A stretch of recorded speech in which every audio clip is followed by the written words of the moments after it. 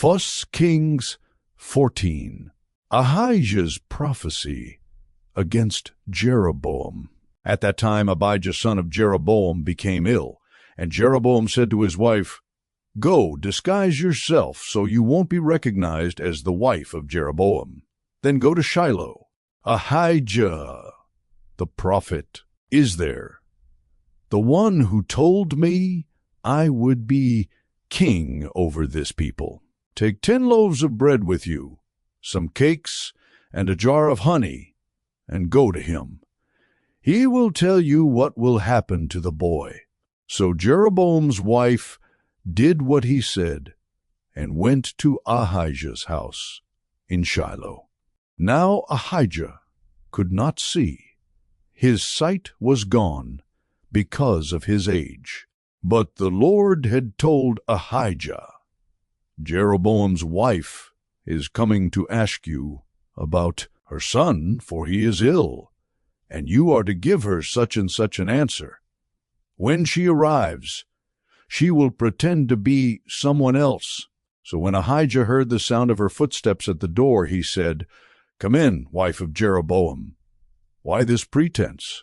I have been sent to you with bad news. Go, tell Jeroboam that this is what the Lord, the God of Israel, says. I raised you up from among the people and appointed you ruler over my people Israel. I tore the kingdom away from the house of David and gave it to you. But you have not been like my servant David, who kept my commands and followed me with all his heart, doing only what was right in my eyes.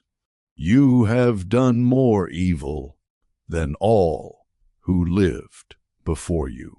You have made for yourself other gods, idols made of metal. You have aroused my anger and turned your back on me. Because of this, I am going to bring disaster on the house of Jeroboam.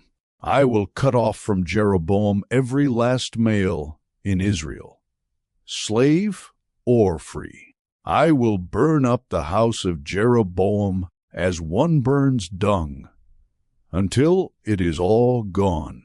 Dogs will eat those belonging to Jeroboam who die in the city, and the birds will feed on those who die in the country. The Lord has spoken. As for you, go back home. When you set foot in your city, the boy will die. All Israel will mourn for him and bury him. He is the only one belonging to Jeroboam who will be buried, because he is the only one in the house of Jeroboam in whom the Lord, the God of Israel, has found anything good. The Lord will raise up for himself a king over Israel who will cut off the family of Jeroboam. Even now this is beginning to happen, and the Lord will strike Israel so that it will be like a reed swaying in the water. He will uproot Israel from this good land that he gave to their ancestors, and scatter them beyond the Euphrates River, because they aroused the Lord's anger by making Asherah poles. And he will give Israel up because of the sins Jeroboam has committed and has caused Israel to commit.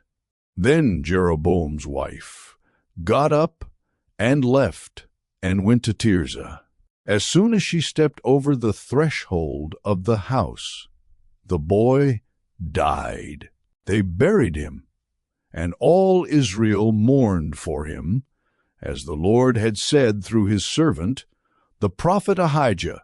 The other events of Jeroboam's reign, his wars and how he ruled, are written in the book of the annals of the kings of Israel.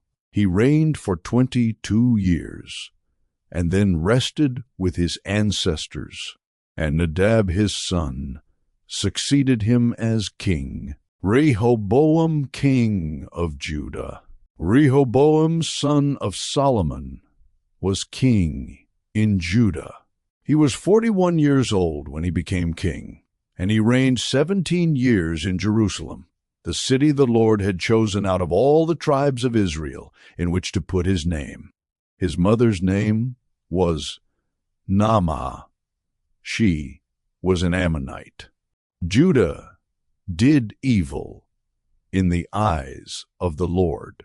By the sins they committed, they stirred up his jealous anger more than those who were before them had done. They also set up for themselves high places, sacred stones and Asherah poles on every high hill and under every spreading tree. There were even male shrine prostitutes in the land. The people engaged in all the detestable practices of the nations the Lord had driven out before the Israelites. In the 5th year of King Rehoboam, Shishak king of Egypt attacked Jerusalem. He carried off the treasures of the temple of the Lord and the treasures of the royal palace. He took everything, including all the gold shields Solomon had made. So King Rehoboam made bronze shields to replace them, and assigned these to the commanders of the guard on duty at the entrance to the royal palace. Whenever the king went to the Lord's temple, the guards bore the shields, and afterward they returned them to the guardroom. As for the other events of Rehoboam's reign, and all he did, are they not written in the book of the annals of the kings of Judah?